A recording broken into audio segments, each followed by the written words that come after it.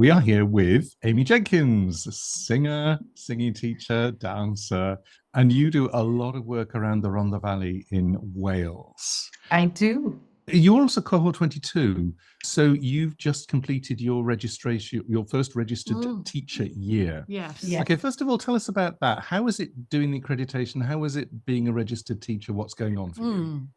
Where do I start? There's just so much. I'm going to try and make it concise. One of the best courses I've ever done. It has completely changed it's changed my life. It's changed the way I work with people. I was quite surprised, actually, really surprised, because I knew it was going to be good. I've worked with both of you before during lockdown, doing week 1 and 2, and then I did week 3 as well. So I knew how much information you guys had, how fantastic you were. So I thought, okay, so we'll do a year long. There's going to be bits and bobs, going to fill in some gaps, but oh my gosh, it was just jam-packed. It was amazing, like things I'd never even thought of, things I'd never even heard of. And I was like, it just opened my mind to so much and helped me to work with my students and my groups in a way that I've never done before.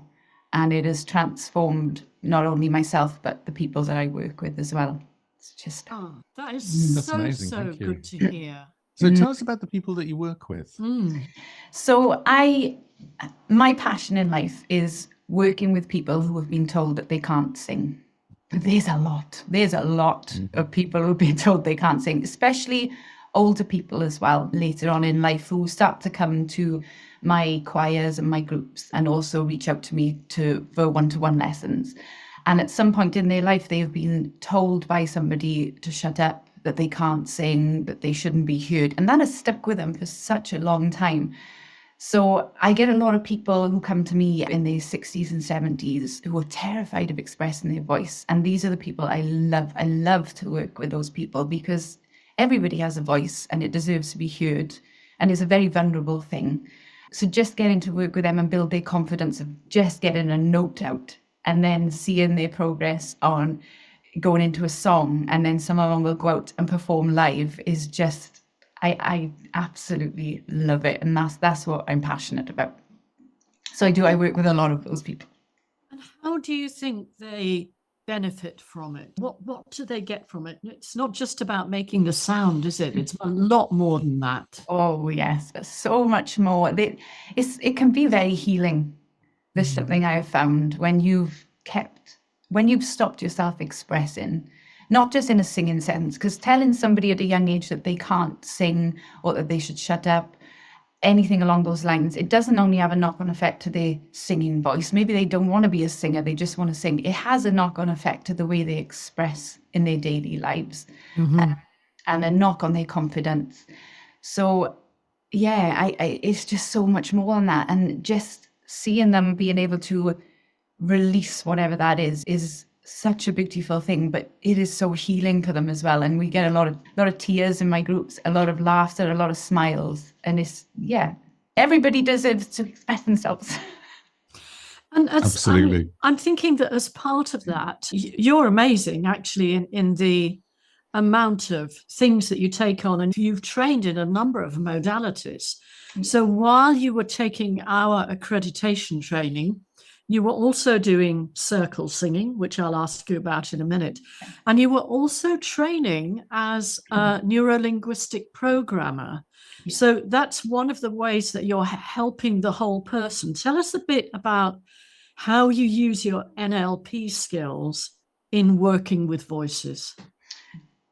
I'm really excited about this. One of the reasons I joined a course during lockdown, and for my own personal benefit, working with the gentleman, Dave Weller, who's incredible. And as I was working on myself, during my lessons, my language started to change. And I noticed that I was connecting with my students on a different level that I hadn't before. And then they were getting different benefits from it, and their voice was becoming freer. So I was like, this is really interesting. So he trains people in NLP, neuro-linguistic programming. So I thought, I'm gonna give it a go. Let's see. So I did the training, and that completely changed the way I work with people. And what I noticed is so many people come along and there is a belief, which is a big thing. They have so many beliefs in there, like I've just mentioned about not being able to sing or they're not good enough. The way they express themselves in their language, I was picking up on things that they were saying, or I was noticing if they were more kinesthetic learner or an auditory learner, and being able to really help them in a way that I hadn't been able to before. So we use, I mean, something Dave says to me, and this reminds me a lot of the both of you, is he leaves the P off the end of the neuro-linguistic programming on this course, because he said we're not programming people. Yeah. We're working with the person in the room. And that's one of the reasons I wanted to come on your course, because that's something you're very passionate about, work with the person in the room. So it just not only helped me communicate, but also being able to hold the space for people and feel confident that I'm able to do that. So if somebody breaks down in front of me, because as we just mentioned, it's a healing process or a release, I feel confident in being able to deal with that situation and help that person. It's so important being able to offer a safe space where people can feel that they can do that. Absolutely. Rather than holding it all in and then running screaming from the room and never coming back again. Yeah. Yes. Yeah. Just something I've done. Yes, I think we've all done it in certain situations. Amy, it was very obvious to us when we were assessing, for want of a better word, your case studies, that you were obviously applying the values that we teach, as well as the skills-based approaches, for example, but also seeing how you were using your neurolinguistic approach in holding the space and drawing different things out of the people you were working with. It was very clear. I will say you are a phenomenal coach. Oh, thank you very much. That means a lot, especially coming from the both of you. So thank you very much. Thank you. I want to talk about your improvisation skills. Oh, yes. Because part of the way that you teach is to encourage people to make sounds, make phrases, make things up. Yes. Basically. Yes. Talk to us about that. Oh, wow. Again, another one of my passions, improvisation. Yeah, I think sometimes people can come in and they've listened to a lot of music and then they try to mimic what they have heard. So they're not using their true voice. They're trying to sound like somebody else. And I always think we've already got one of those in the world. What is your voice? What does it want to do? And the best way I've found to do that is through improvisation. Just getting people to create a sound, explore what does your voice want to do today? What's your voice capable of doing now? And they start to discover things parts of their voice that they did not know existed. And then that's when we start doing song work, then that starts to go into that, and they're no longer trying to be somebody else. They're finding themselves through that process. So you do this in a one-to-one as well as in a group setting, don't you? Yes. And I absolutely hear what it is that you're saying, because it's a way of giving people ownership of their voice without this sort of preset, I must sing it like this, I must sound like that. Plus, there's an advantage, isn't there, which is you're teaching them musical skills by stealth. True. Yes. And it's very interesting, improvisation, especially when I do it in a group. So we do it collaboratively. I wanted to bring it to the Rhondda Valleys because it wasn't there. And I had to train and to be part of groups. I had to go further afield. So I brought it to the Rhondda and I got some funding for that. And it was very interesting because people came in and they're used to me being a choir leader or singing teacher. And they were like, what do we sing? And I was like, I don't know. We're going to find out. It's spontaneous. And they were like, but you were going to tell us, you're going to give us some lyrics. So I was like, no. And they were like, what? They're so terrified then because they're like, how does this work? I'm like, it's just going to work. And it does. You sit there with 10 people in a group.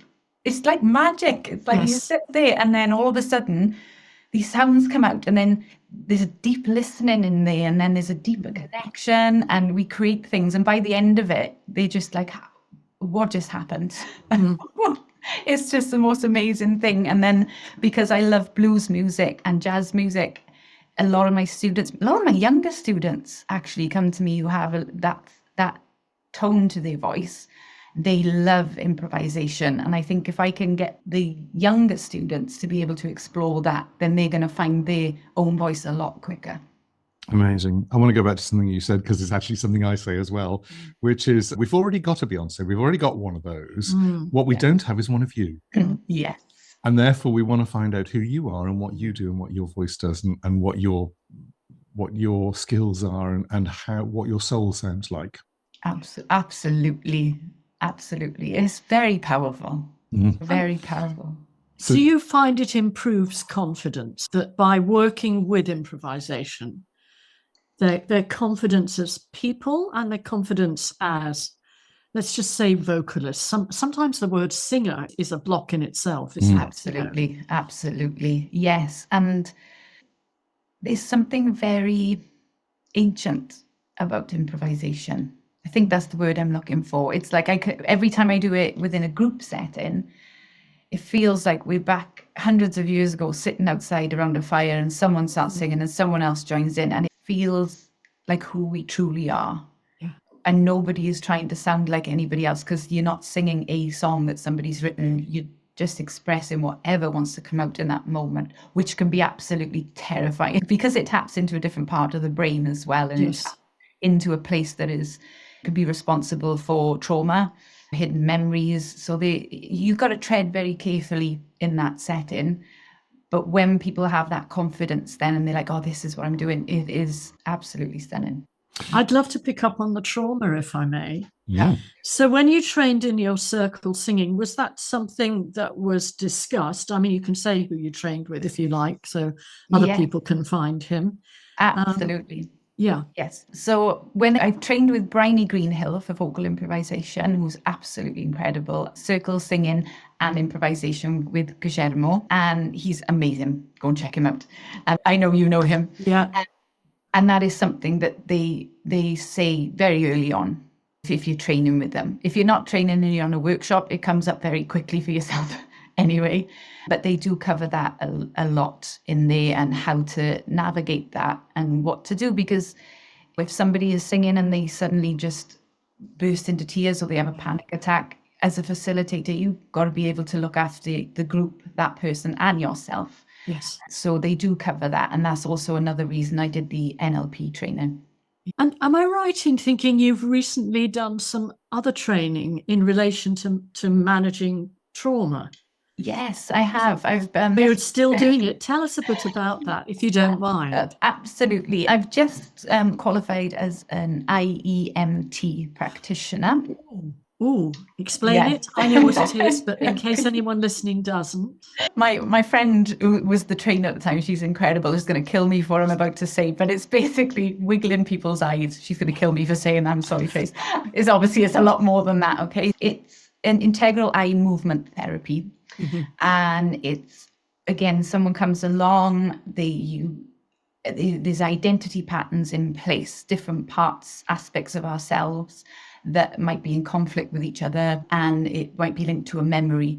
So you work with that person, and then you do some eye movements, some eye rolls with them, which sounds so simple.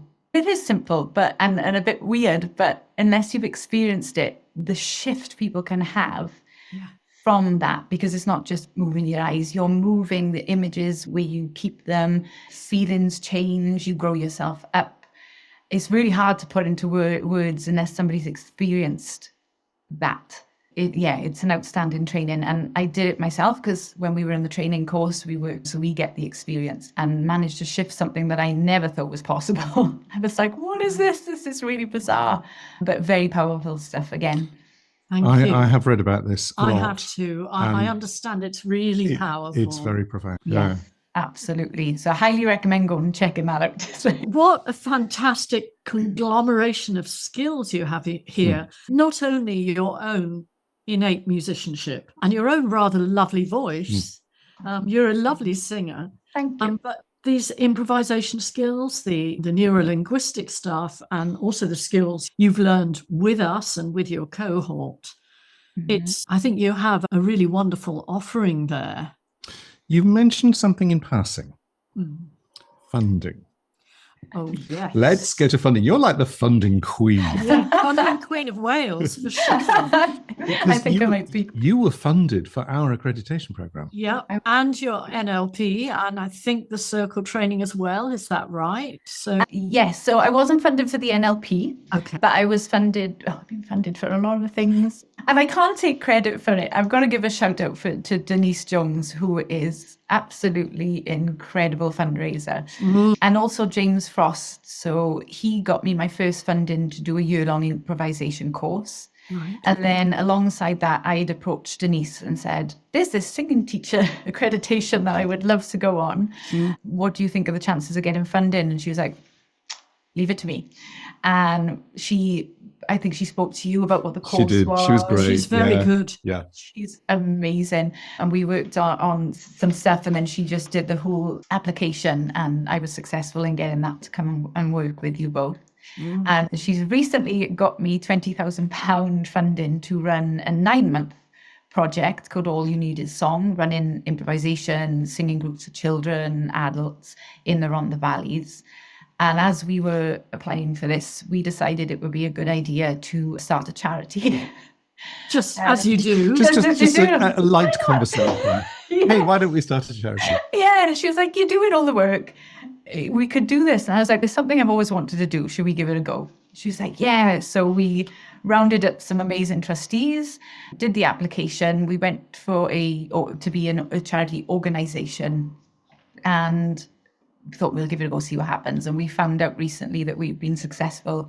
They've accepted the application, and we're now got a charity number. We're registered on the government charity website, and we're about to apply for a very large amount of a very large amount of funding to keep this work going and expand throughout the Rhondda and get bigger, hopefully. That is amazing. It's fantastic. And I just want to, let's put a full stop there. It's fantastic what you're doing, what you're achieving. Yeah. Thank you. And I just want to backtrack a bit, because while you were doing your training with us, one of the things that came up quite early on was that you knew you are in the neurodivergent group, and that sometimes having the challenge of some kind of assignment or an assessment was overwhelming for you. And you'd had this experience at uni, hadn't you? Yeah. Because there are other people out there who will be wanting to do this course. Tell us what that was like for you, how we dealt with that challenge. Yes. Oh, wow. Just, again, amazing. I had a very bad experience in university where I didn't know what to do with music. I loved music, so I thought, the only thing I can do is be a music teacher in a school. So I'd gone to uni, and it became apparent to me very early on that I'm not academic. I'm not very good at writing things. I'm a very hands-on type of person, and there wasn't any of that at all. They promised the world to me, and there wasn't any of that, and there was a lot of written work. And at one point, I remember one of the tutors, I was sitting in the class, and he'd give us a brief, and I was reading it, and I really struggle with instructions when they're written down. Like, I can read fine, but I don't know what the heck I just said. So I'm reading this brief. I was like, I don't get it. So I thought, put my hand up, and I asked him, I said, can you just explain what this means, please? And he said, read it again. And I was like, I've read it quite a few times. I just don't understand what he's trying to say. And he's read it again. And I was like, I can read it as many times as you want me to. I'm not understanding what it says. Good on you. Yeah. And he turned to me in front of 40 other people, and he said, have you got learning difficulties? And I stopped, and he went, are you dyslexic? And I was like, no, I didn't think I was at the time. I just thought I didn't understand the brief. And I was like, no. And I got very angry. And because of this tutor, there was a couple of other things that had happened with him. I dropped out. I was like, I can't do this. And I never went back to anything academic. And I found my own path, being very hands-on. So when it came to doing the accreditation, obviously I was nervous. I was very excited. And it became very apparent to me early on in the course that, oh my gosh, like I had a flashback to feelings from university, because I haven't been in this setting. And I think we had to read something, and I was like, oh my God, I don't understand what this is. And I got myself into a bit of a panic. And then all those old thoughts of I'm too stupid, I don't belong here, started to come in again. And I was like, oh my God, I can't say anything, I better not. And then I thought, hold on, I'm a grown woman, reach out, just tell them what's going on. So I sent you an email about it.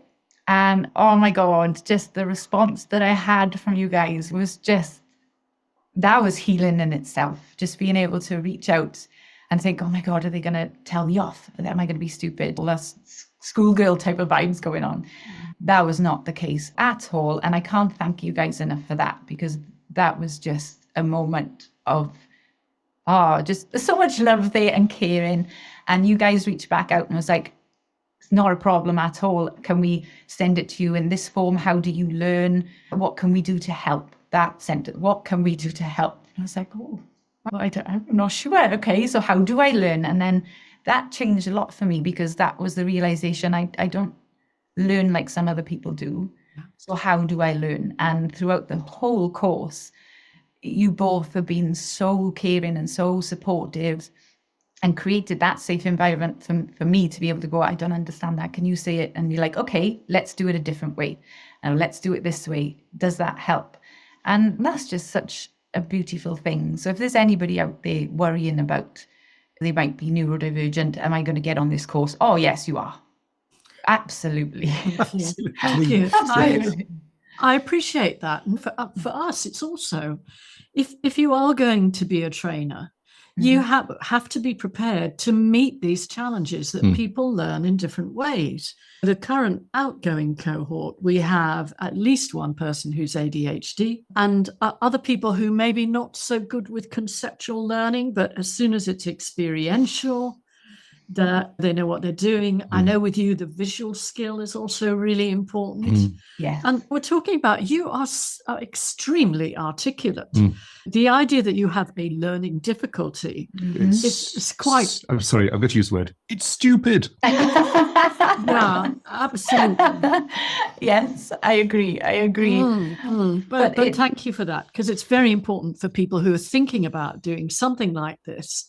We never wanted it to be like a master's program or anything like that. It's much more vocational in that sense. It's experiential, hands-on. Absolutely. There's something I think that's really good for us is if you know your material well enough, if you know what works well enough, you can explain it in 18 different ways. It doesn't matter. Yeah. I think the difficulty when you've got one way of teaching and you've got one way of passing information on, and somebody challenges that, and you actually do not have the skill to teach. Yeah. You don't have the skill to break it down. You don't have the skill to, and this is one of the things that we also teach on the program, is how do you break something down? Absolutely. If you can break something down into sort of instructions or parts, then you can build it back together in a different way. You can explain it in a different way. You can demonstrate it in a different way. You can do all sorts of things with that information or that technique. And it's not, here is the only way it works, and if you're not doing it, you must be stupid. It's absolutely not that. It actually, to me, that demonstrates that that person is not a teacher. Yes, I agree. That's one of the reasons I loved your course, was all the different ways. That's what makes a good teacher. Like you said, you just have it one way, and then if the other person doesn't get it, blaming the other person for not getting it. How can I help them to discover or understand? And that you both are so good at that, so good. And like you said, there's so many different ways, and that's what makes a good teacher. 100%. Absolutely. It's also, it's working with the person in the room. Yeah. Again, comes back to the same thing. Being client-led, whether it's a group or an individual. Yeah. So we already sort of know what's coming up for you, but is there anything else coming? Yeah. Quite apart from building a charity. What would you like to share? What would you like people to know about you? How can they find you? Very soon there will be a website and a Facebook page called More Than Music Cymru, which will be the charity. You can also find me on Jenkins Music on Facebook and Instagram. I think we're still on Instagram. Instagram confuses me. I like Facebook. Let's stick with Facebook. And yeah, just lots of singing groups coming up, and hopefully lots more in the future. Right now we're focusing on just trying to get the funding. So putting good vibes out to the universe. Yes. And you are a Welsh speaker, aren't you? In fact, Welsh is your first language? It's my second language, but I've been in Welsh school since I was 3 years old. So you can teach in Welsh or English? Yeah, I can, yeah. And with your charity name, just for people that don't know, Cymru is CYMRU. Yes. Well done. I'm half Welsh. It's fine. we do our best, just teetering over the border. Yeah. Good. It's been such a pleasure talking to you and finding out more about what you're going to be doing. No, it's been lovely catching up with you guys as well. And I just want to say again, if anybody is thinking about doing this course, stop thinking and go do it. It is so worth it, and you will learn so much. Thank you. Brilliant. Thank you, Amy. I love that. We're looking forward to the next year. Same. Very excited.